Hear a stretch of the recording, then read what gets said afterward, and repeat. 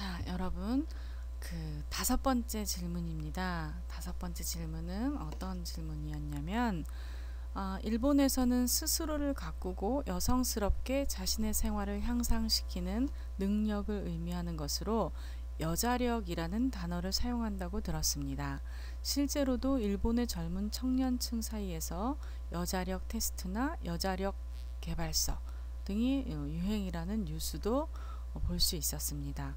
오늘날에는 우리나라를 포함한 대다수 국가에서 여성의 권리 향상과 함께 페미니즘이라는 개념이 많은 관심을 받으면서 사회적으로 여성에게 강요된 여성성을 거부하는 그런 운동이 유행을 하고 있습니다. 그런데 왜 일본에서는 이러한 세계적인 흐름과는 반대되는 여자력이라는 단어가 오늘날 유행을 하고 있는지, 그것이 일본인들의 역사적, 문화적 가치관 등과 등과 연관이 있는 것인지, 일본인들 사이에서는 실제로 이에 대해 전혀 문제의식을 가지지 않는지에 대해서 알고 싶습니다. 라고 이제 질문을 했어요. 자, 그렇죠. 일본인들, 여러분 어때요? 일본 여자들, 일본 여성들, 여자력이라고 해서 여자력, 여성성을 얘기하는 거죠. 여자력이라는 건 여성의 그 힘, 여성의 힘이 아니라 여성성을 얘기하는 거예요. 우리가 여기서 그 PPT 자료에서 제가 이제 한자로 이렇게 여자력이라고 써놨는데, 여자의 힘을 얘기하는 게 아니라, 물론 여자의 힘을 페미니즘의 관점에서 여자의 힘을 얘기하는 것도 한자로는 여자력이라고 쓸 수 있는데, 일본에서 여자력을 이렇게 한자로 여자력이라고 하는 거는 여성의 힘이 아니라 여성성을 얘기하는 거예요. 여성적인 여성적인 성향이 얼마나 강한지, 그런 걸 이제 바로 여자력이라고 하는 거예요. 그래서 우리가 생각하는 이 한문에서 느껴지는 그 여자력과는 그 여자의 힘 이런 것과는 반대되는 여성적인 성향을 얘기하는 거기 때문에 좀 다른 의미에서 여자력을 표현을 하는 거죠. 근데 이런 것이 이제 일본인들의 역사적, 문화적 가치관과 어떤 가치관 등과 연관이 있는지, 물론 연관이 있겠죠. 일본의 여성들은 남자들은, 그러니까 여자를 얘기하면은 물론 이제 상대적으로 남자들을 상대적으로 얘기를 하게 되죠. 남자들을 조금 이렇게 세워주고, 남자들을 좀 높여주고, 또 남자에게 이렇게 희생을 하는, 또 남자뿐만 아니라 다른 사람들에게 희생을 하는 걸 겸양으로 생각하고 미덕으로 생각해요. 근데 그런 것들을 어디서 이제, 물론 뭐 제가 이런 얘기를 하면 그렇지 않다, 일본의 여자들도 다 그런 게 아니다, 물론 다 그런 건 아니에요. 다 그런 건 아니지만 어떤 점에서 그런 얘기를 할 수 있느냐면, 예를 들어 옛날에 부부 별성제, 우리는 부부 별성제를 하고 있죠. 일단 결혼을 하더라도 어때요? 여자들이 자기 성을 그대로 지키죠. 우리나라는 부부 별성제. 근데 외국 서양은 이제 부부 동성제예요. 그렇죠? 결혼을 하게 되면 일단 여자들이 남자들의 성을 따라가게 돼 있어요. 그래서 일본도 마찬가지예요. 일본도 부부 동성제예요. 부부 별성제가 아니라. 그래서 부부 동성제를 하기 때문에 여자들의 권한, 이 부부 동성제라는 그런 제도가 제도가 기능하는 역할이 여성들의 어떤 권한, 그 다음에 권리, 여성들의 어떤 지위 이런 것들을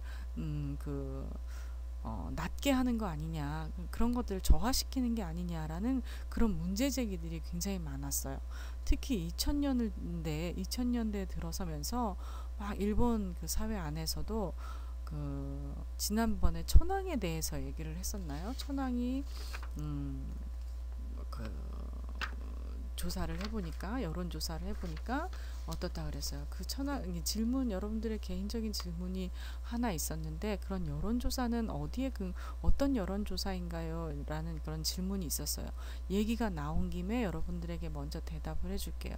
어떤 여론조사냐면, NHK에서 5년 만에 한 번씩 하는 그런 여론조사가 있어요. 그래서 그 자료들은 NHK 여론조사 이렇게 눌러보면은 거기에서 다 이제 제공을 하고 있거든요. 그래서 그 NHK 여론조사를 근거로 하고 있다라는 거를 이제 여러분들에게 알려주고, 이것도 마찬가지 부부 동성제, 부부 별성제, 이게 2000년 그때 그 천황 얘기가 막 천황을 존재하게 하느냐 마느냐라는 그런 논란들이 막 이제 불거졌을 때, 그때 이제 부부 별성제냐 부부 동성제냐, 일본은 부부 동성제로 하고 있는데 이거는 여성들의 권리를 무시한 거다, 여성들의 인권이 무시된 처사다, 그러니까 우리도 부부 별성제를 해야 한다라고 하는 주장들이 많이 있었어요. 그래서 마찬가지로 이것도 부부 동성제로 그러면 부부 별성제로 할 것인지 이제 국회에서 논의가 되다가, 이걸 이제 결정하기 이전에 여론을 한번 그럼 물어보자,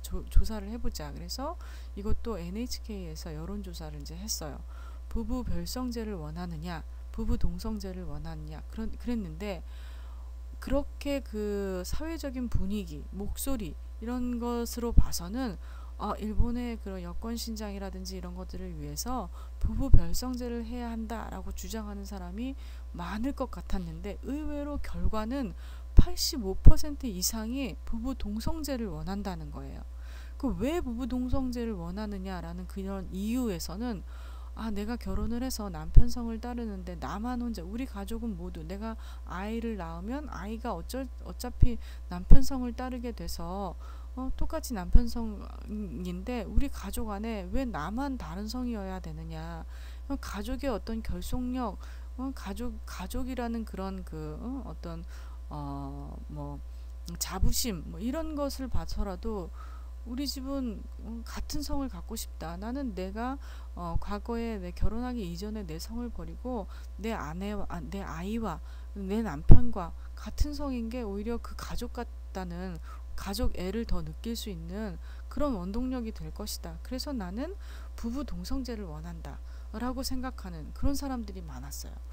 그래서 뭐 이게 물론 페미니스트들이 막 사회 운동을 이제 막 하면서 여자들도 자기의 성을 가지고 있어야 된다라는 그런 주장들이 굉장히 목소리가 크게 이렇게 들렸지만, 그래서 막 일본 여성들이 거의 대부분 이런 거 부부 별성제를 원하나라는 그런 그 의문이 들게 했지만, 조사를 해 보니까 아니더라 이거예요. 오히려 그런 가족 간의 그 가족 애라든지, 그 다음에 그런 가족의 결속력이라든지 이런 것들로 봐서는 부부 동성제를 더 선호한다라는 그런 결과가 나왔어요.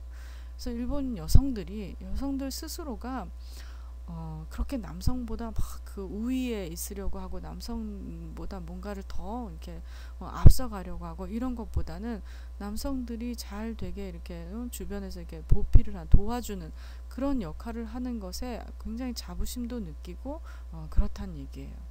그래서 그런 게 역사적으로 문화적으로 어떤 가치와 연관이 있는가라고 한다면, 물론 무가사회에서 여성들은 직접 나가서 무사들처럼 싸울 수는 없지만 아무튼 조력자의 역할들을 많이 하죠. 이제 그런 무가사회가 갖는 특징, 그런 특징에서 나오는 어떤 그런 특이함이라고 할까, 아무튼 그런 속성이라고도 볼 수 있고, 그래요. 그래서 지금 세월이 많이 변했는데 지금은 어떤가라고 이제 본다면, 지금도 역시 일본 여성들은 여성의 희생이 겸양이고 위덕이라고 그렇게 생각을 하는 여성들이 많아요. 여성뿐만이 아니라, 그러니까 여성들만 그렇게 생각 아니라 주어진 자신의 환경을 굉장히 잘 받아들이고 또 충실히 해내려고 하는 그런 그렇게 노력하는,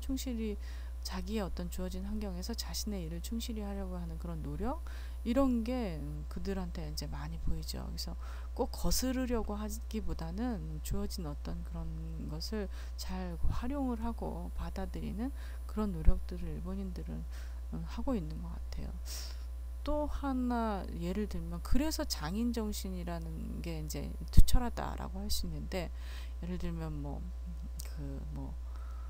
아무튼 굉장히 유명한 그런 대학을 졸업하고 의사나 그런 어떤 교수나 아니면은 반사나 이렇게 사회적으로 저런 직업이면 괜찮은 직업이다라고, 물론 개인적으로 직업이 어떤 직업을 선호하는지는 다 각자 다르겠지만 이제 사회적으로 저런 직업은 괜찮은 직업이다라고 하는 사람들도, 우리나라 사람들이 그런 사람들이 자기 직업을 그만두고 자기 가업을 물려받기 위해서 뭐 우동집으로 돌아가서 우동을 만든다든지, 아버지가 뭐 두부집을 하는데 이어받을 사람이 없다고 해서 두부집으로 돌아가서 자기 고향인 으로 돌아가서 두부집을 이어받아서 한다든지, 이런 거는 우리나라에서는 굉장히 드문 일이잖아요. 근데 일본에서도 이런 일이 흔한 거는 아니지만 그래도 인식이 우리나라보다는 그럴 수 있다는 인식들이 많이 이제 보편화돼 있어요. 그래서 그런 데서 이제 자기 역할에 충실하고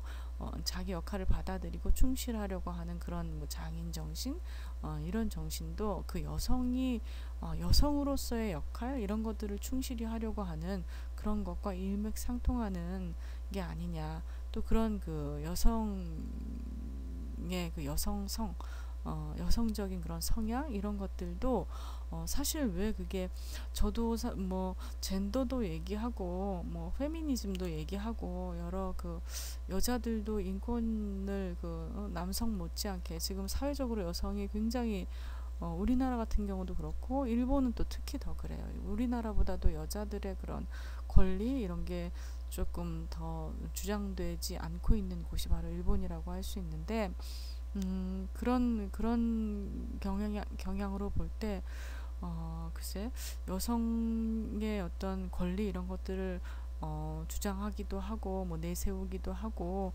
요구하기도 하고 하지만, 글쎄 여성성이라는 거는 여성성 나름대로의 그런 힘을 발휘할 수 있는 그런 에너지가 될 수 있다고 생각을 해요. 또 남성성도 마찬가지고, 남성은 남성대로, 글쎄 젠더를 얘기하는 사람들은 뭐 저런 얘기를 그렇게 구식인 그런 논리를 얘기를 하나라고 비난을 할 수도 있겠지만, 전 여자는 여자로서 남자는 남자로서 자기가 가진 성을 기반으로 해서 자기의 기질을 발휘하는 그런 거는 자연스러운 거라고 오히려 생각해요. 여자가 남자처럼 남자가 여자처럼 서로 이렇게 똑같이 하려고 하기보다는 자기가 갖고 있는 그런 여성성의 성향, 이런 것들을 발휘할 수 있다면, 그것도 하나의 남성들이 해내지 못하는 그런 그 능력을 발휘할 수 있다면, 그것도 여성으로서의 그런 뭐랄까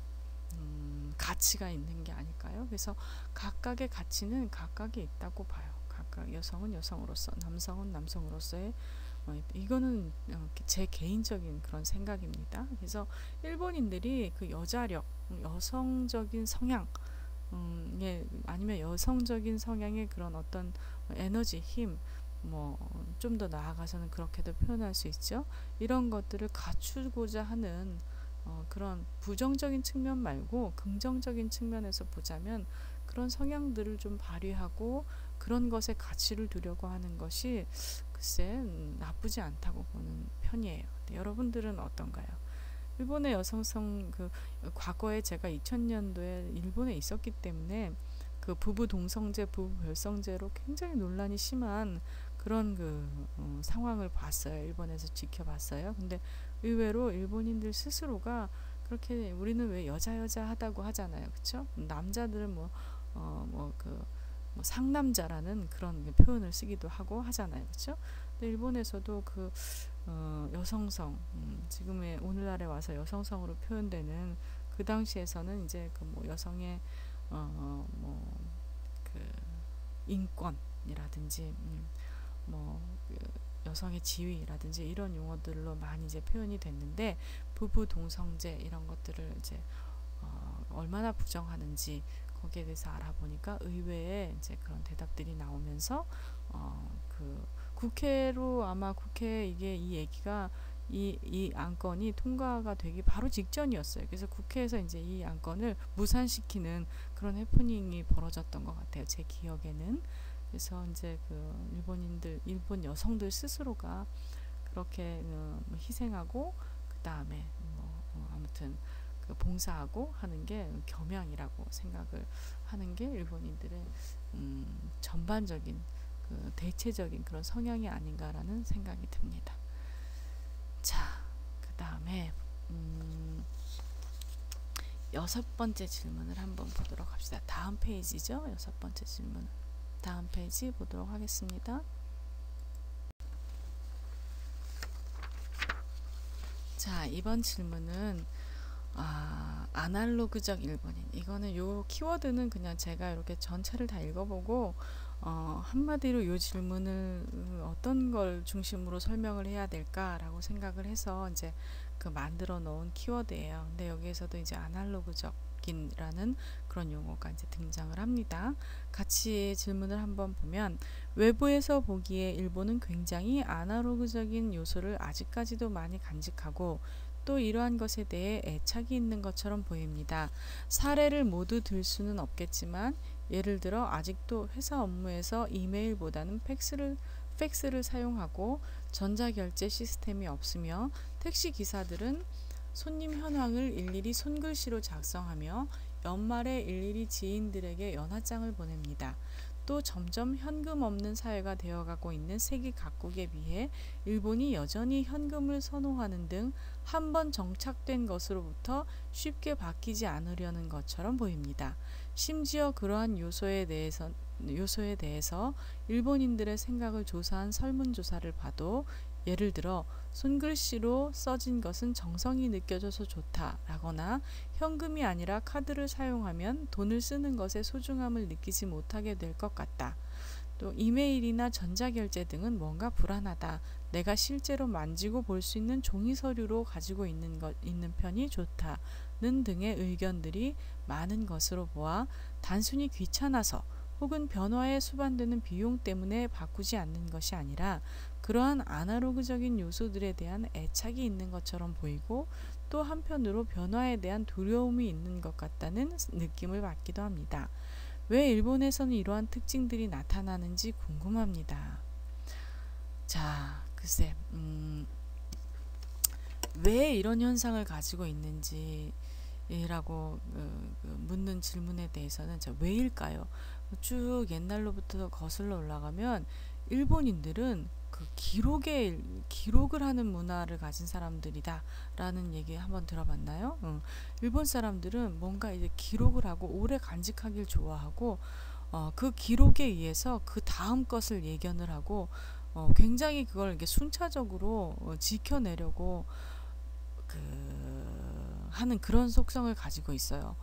그래서 예를 들면 일본에서 운동회를 한다. 운동회를 하면 이제 1학년짜리 아이들, 그러니까 뭐 한 3학년이라고 칩시다. 3학년이 운동회를 3학년의 A라는 학생이 이제 운동회에 임하는 자세 이런 것들을 기록하는 거를 보면 운동회가 열리기 한 달 전부터 어떤 운동회에 앞서서 이제 이렇게 하겠다라는 계획을 세워요.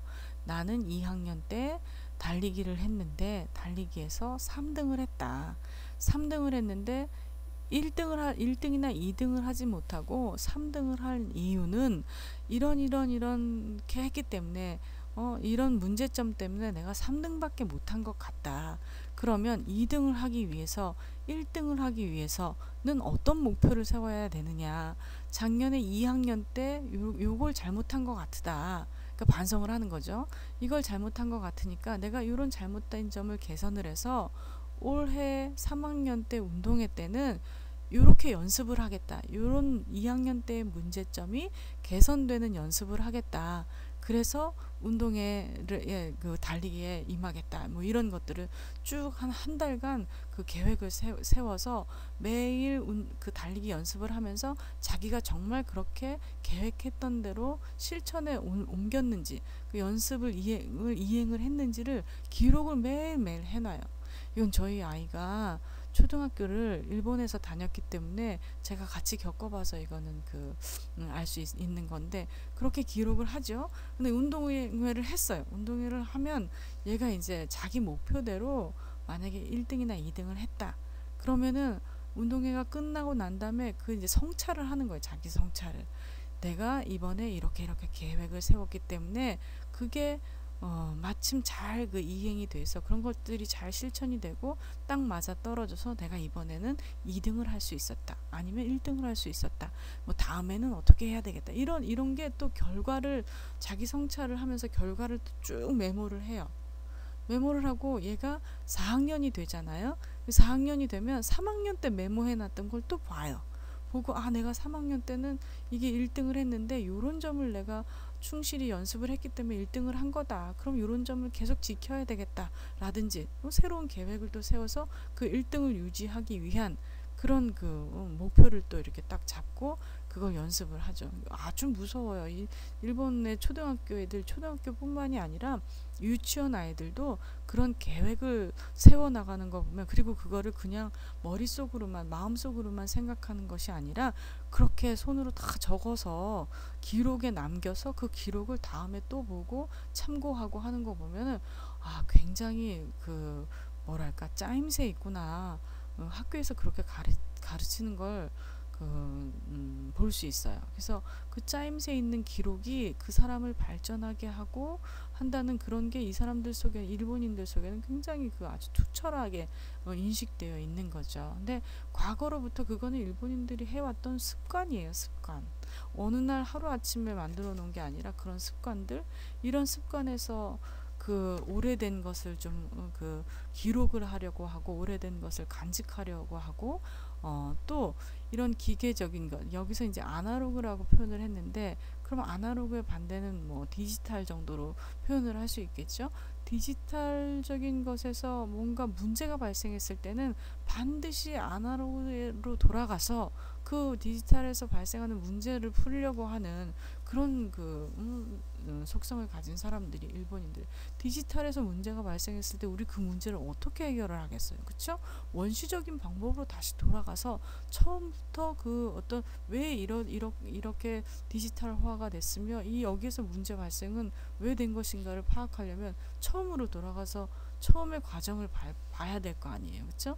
그래서 그런 것 때문에 일본은 글쎄 그런 속성 때문에 아직도 그런 아날로그적인 것, 이런 것을 조금 그리워하고 지키는 그런 습성이 있는가 봅니다. 여기 이 질문자가 얘기했듯이 쭉 열거를 했죠. 일본은 뭐 손글씨로 뭐 카드를 일일이 쓰고 또 뭐라 그랬어요.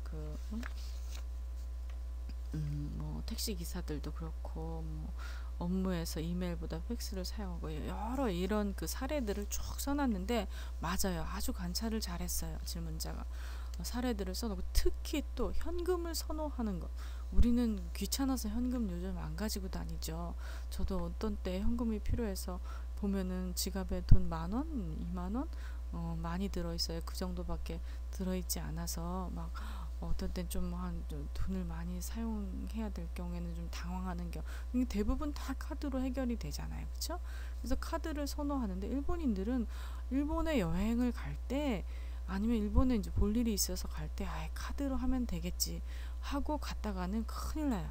카드가 안 되는 곳이 거의 대부분, 뭐 조금 지방으로 내려가면 카드가 안 되고, 아무튼 카드가 되는 곳보다 안 되는 곳이 더 많다는 그런 생각을 하게 돼요. 또 카드를 사더라도 카드의 그런 어떤 카드를 사용하면서 우리한테 보탬이 되는 게 아니라 오히려 수수료를 낸다거나 아니면 카드를 현금으로 구입을 해요, 일단은. 그런 다음에 그 카드에서 이제 편리하게 현금 거스름돈을 거슬러 주지 않아도 되는 그런 불편함, 이런 불편함 정도는 이제 카드를 사용하면서 없애는데, 그 카드조차도 이제 현금으로 이렇게 사서 그 무슨 카드라 그랬죠? 선불 카드라고 하나요?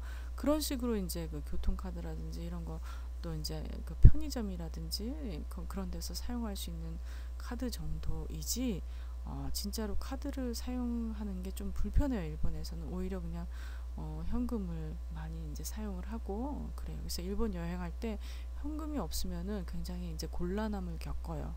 그런 것들도 이제 그런 것들을 비롯해서 여러 가지 이 질문자가 얘기했던 것처럼 아날로그적인 그런 성향들을 즐기기도 하고, 또 아까도 얘기했지만 그런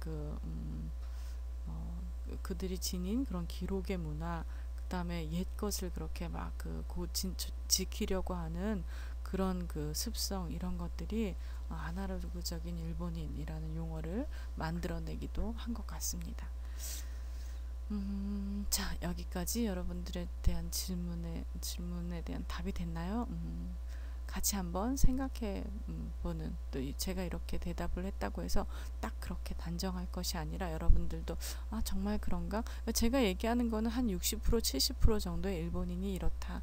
또 이제 그 어떤 근거가 어디에 있나요? 라는 건 이제 역사적으로 이렇게 문헌들을 살펴볼 때 이런 근거를 제시할 수 있다라는 것 정도예요. 혹시라도 여러분들이 또 그렇지 않은 대답이 나올 수도 있는데 라고 생각을 하시면 또 다른 측면에서도 한번 더 생각해 보기 바라겠습니다. 자, 오늘 질문에 대한 대답은 여기까지입니다. 수업에 임하느라고 수고하셨습니다.